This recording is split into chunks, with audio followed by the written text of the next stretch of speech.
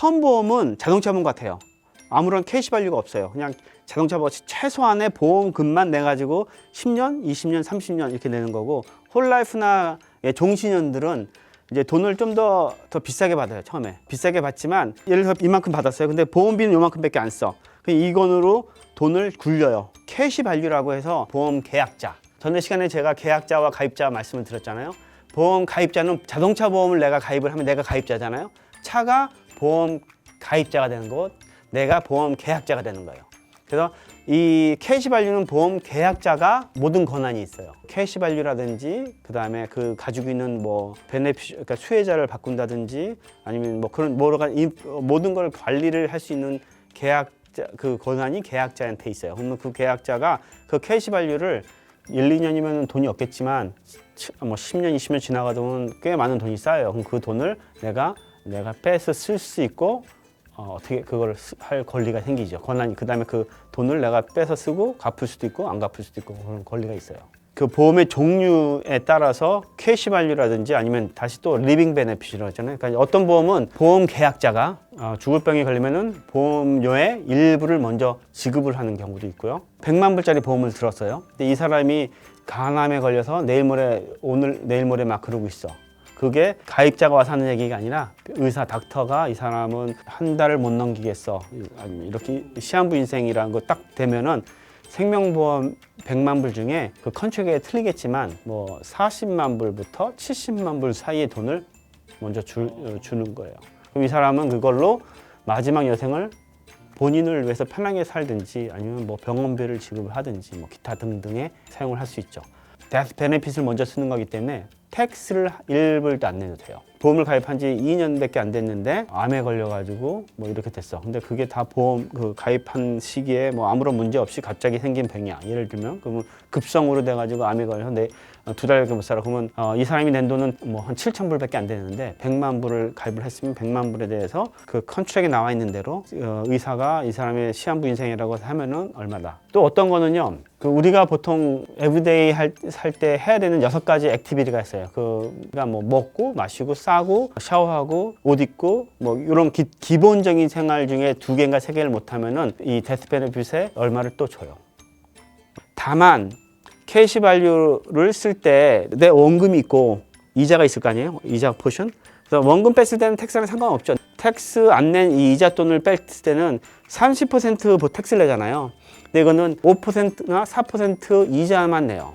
리빙 베네핏을 이용하게 되면 나중에 50대나 뭐 그런 사람들은 그 혜택을 많이 못 받겠지만 예를 들어서 20대부터 시작한 젊은 친구들이 있다고 하면은 나중에 이게 60만 불 정도 캐시 밸류 쌓이잖아요. 그렇게 쌓일 수 있고요.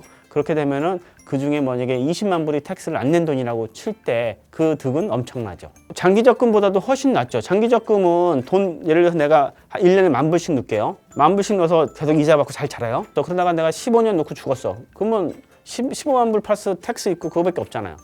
생명보험은 10,000불씩 해서 보험금이라는 게 나가겠지만 7, 8년, 10년 놓다가 죽으면은 50만 불이든 100만 불이든 정해진 책정된 보험 금액이 나오고 안 죽고 계속 간다면은 어느 정도 캐시 밸류가 쌓여서 그거를 내가 텍스 베네핏을 받으면서 복리 이자를 늘리면서 그걸 사용할 수 있는 그런 상황이 되는 거죠. 그래서 뭐 어느 게 더 좋다라고 말씀드리는 게 아니라 은퇴하기 위해서 생명보험을 협조해 줄 수 있는 거고 저스트 인 케이스 그 사이에 누가 죽게 되면은 그 남은 가족에 대한 서포트가 가능하고 하나로 여러 가지를 할 수 있는 그런 작용이 되기 때문에 젊은 친구들이 사회 초년병 때 결혼을 했을 때 버는 돈이 별로 없고 뭐 빠듯하게 살지만 뭐 진짜 15불, 20불만으로 20만 불, 30만 불 보험을 가입할 수 있거든요. 그렇게 해놓고 했을 경우 애 낳고 뭐 그랬을 상황엔 훨씬 어떤 정도의 피스 오브 마인드, 좀 이렇게 편안함이 있을 수 있죠.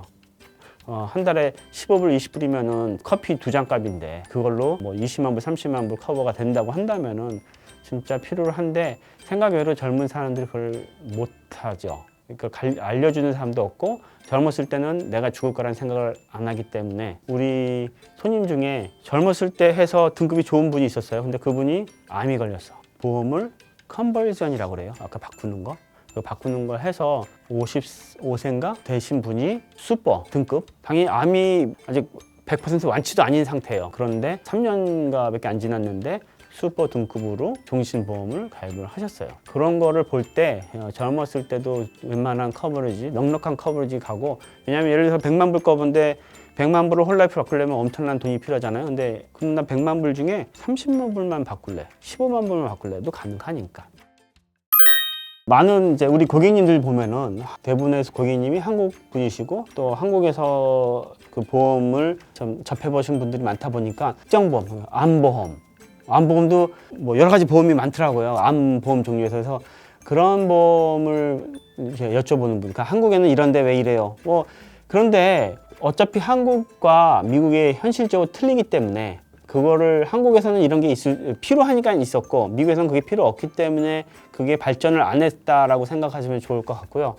한국에서는 암 너무 많다 보니까 또 특정암, 간암 같은 경우는 좀 많다 보니까 이제 그거에 대한 특약이 생긴 것 같은데 미국에서는 그렇게 특별한 불치병이 없다고 말씀드리는데 그렇게 그 확률만 높은 것 같지는 않아요. 그러니까 그 암보험 같은 거는 외려 저거에 더 가깝죠. 건강보험.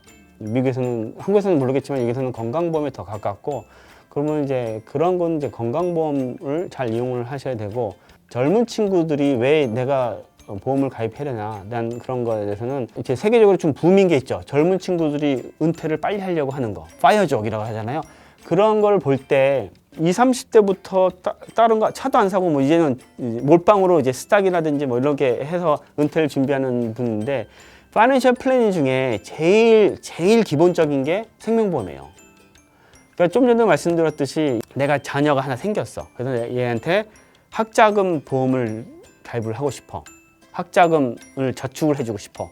근데 내가 저축을 시작을 한 지 두 달 만에, 2년 만에 내가 죽어버리게 되면은 아무리 좋은 플랜을 찾아서 저축을 시작했을지라도 소용이 없다는 얘기죠. 젊은 친구가 지금은 결혼을 안 했지만 아까도 똑같은 의미예요. 본인이 뭘 하려는 의도가 있을 거 아니에요. 가정을 나중에 꾸릴 거고 은퇴하고 그러려는 거는 그 어떤 파이낸셜 플래닝이 있어요. 그 플래닝을 받출 수 있는 거는 생명보험이 있어야지 된다는 얘기예요. 그렇지 않으면은 그 모든 게 이 사람이 어느 순간에 죽음으로써 해서 이게 다 허물어지고, 큰 책임감 중에 하나가 뭐냐면은 어떤 인컴을 벌 수 있는 포텐셜, 그 사람이 없어지면서 그 포텐셜이 없어지게 되거든요. 이제 그 포텐셜 어떻게 커버할 거냐, 생명보험으로 커버할 수가 있는 거죠. 그러니까 그거는 이제 숏텀, 롱텀 디서빌리티라는 그것도 있다는 건데, 이제 그런 식으로 어떤 정도의 그 사람이 없어짐으로 생기는 파이낸셜 로스를 커버를 해야 되는데 그게 이제 생명보험이라는 얘기죠. 그래서 젊었을 때는 지금은 필요 없을 수 있어요. 지금은 언젠간 차도 사야 되고 또 언젠간 내가 결혼을 할 수도 있고, 그 결혼을 하게 되면 내가 부양 가족이 생기는 거기 때문에 그 부양 가족에 대한 책임도 생기는 거고, 이렇게 볼 수가 있죠. 그래서 결혼하자마자는 책임감이 막 올라가요. 확 올라가 있어요.